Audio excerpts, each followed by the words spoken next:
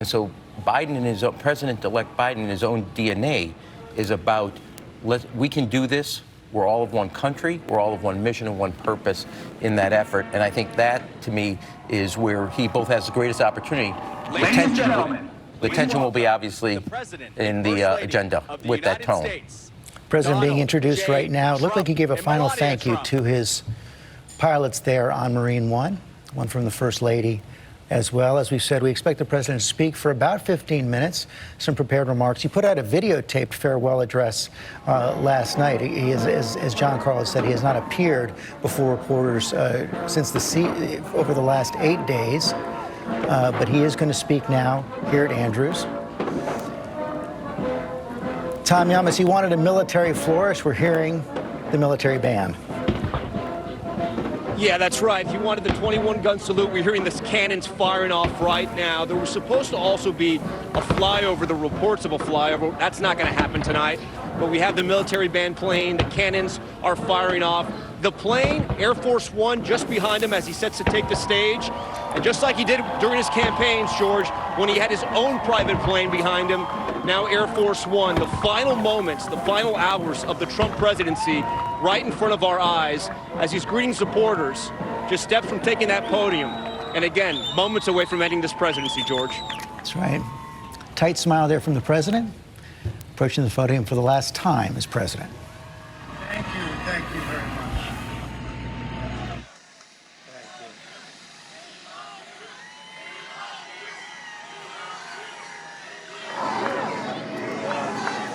Thank you very much. And we love you, and I can tell you that from the bottom of my heart.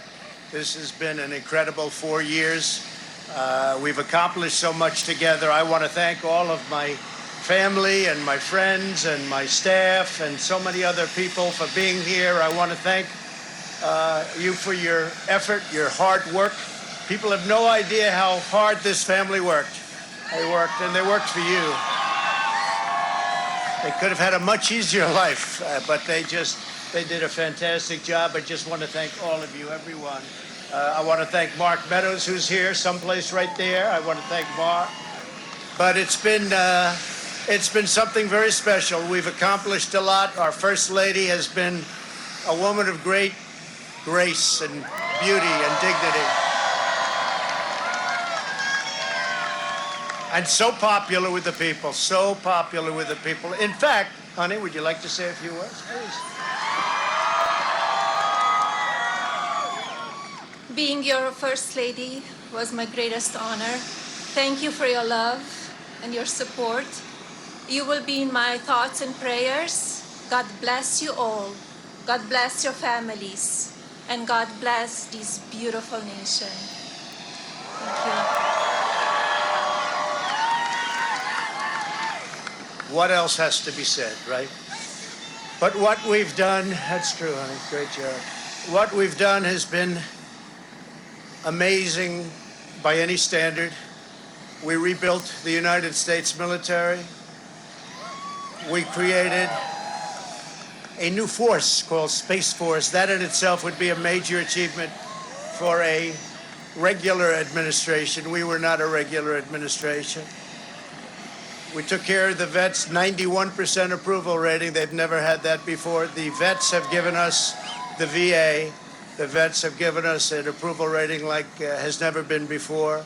We took care of our vets and our beautiful vets. They were very badly treated before we came along.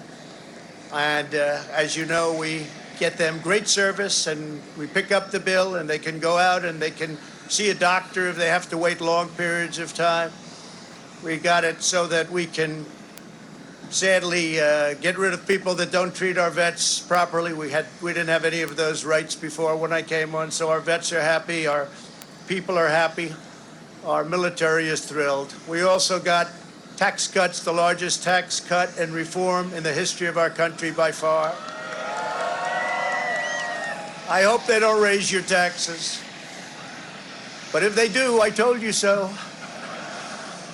And if you look at the regulations, which I consider the regulation cuts to be maybe even more important, that's why we have such good and have had such good job numbers. The job numbers have been absolutely incredible. when we started, had we not been hit by the pandemic, we would have had numbers that would never have been seen. Already our numbers are the best ever. If you look at what happened until February a year ago, our numbers were at a level that nobody had ever seen before. And even now, we really built it twice. We got hit. Nobody blames us for that. The whole world got hit, and then we built it again. And now the stock market is actually substantially higher than it was at its higher point prior to the pandemic. So it's really, you could say we built it twice. And you're going to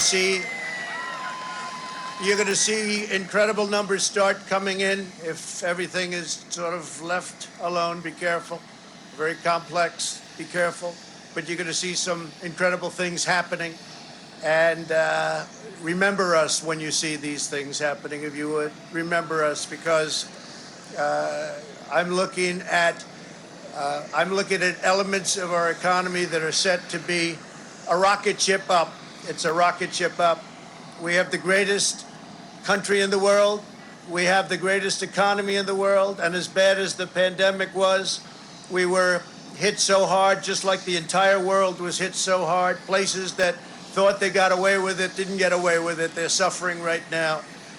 We did something that is really considered a medical miracle. They're calling it a miracle, and that was the vaccine.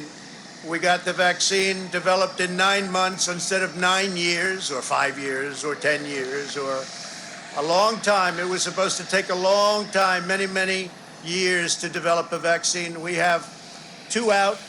We have another one coming almost immediately. And it really is a great achievement. So you should start to see really good numbers over the next few months. I think you're going to see those numbers really skyrocket downward. And I can only say this, we have worked hard. We've left it all, as the athletes would say, we've left it all in the field. We don't have to come and say, we'll never say in a month when we're sitting in Florida, we're not going to be looking at each other and saying, you know, if we only worked a little bit harder, you can't work harder. And we had a lot of obstacles, and we went through the obstacles.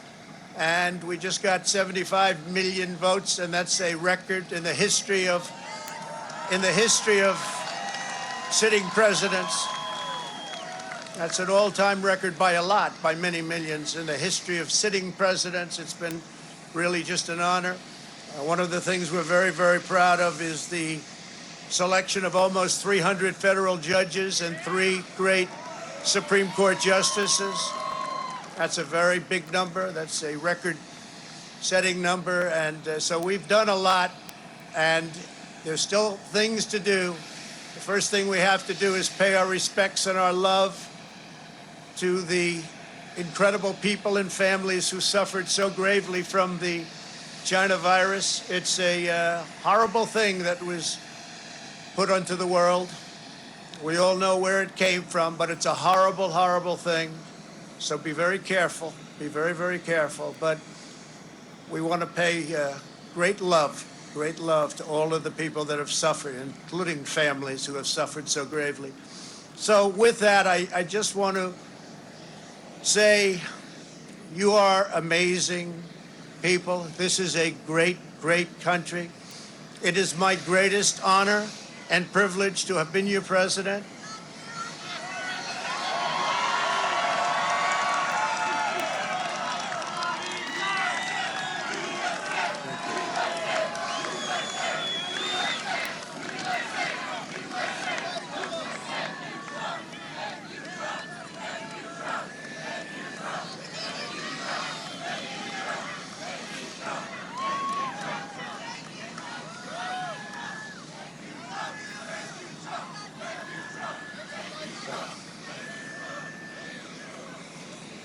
I will always fight for you. I will be watching, I will be listening, and I will tell you that the future of this country has never been better. I wish the new administration great luck and great success. I think they'll have great success. They have the foundation to do something really spectacular. And again, we put it in a position like it's never been before, despite the worst plague to hit since, I guess you'd say 1917, over 100 years ago. And despite that, the things that we've done have been just incredible, and I couldn't have done it without you. So just a goodbye. We love you. We will be back in some form.